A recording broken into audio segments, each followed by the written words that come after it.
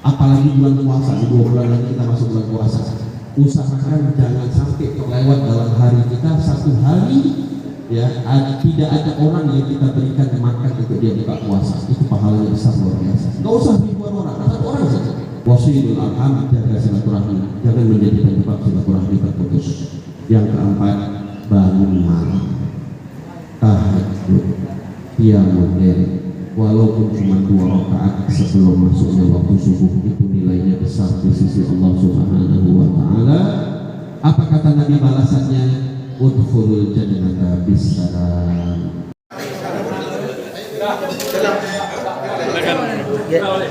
Lomba acaranya.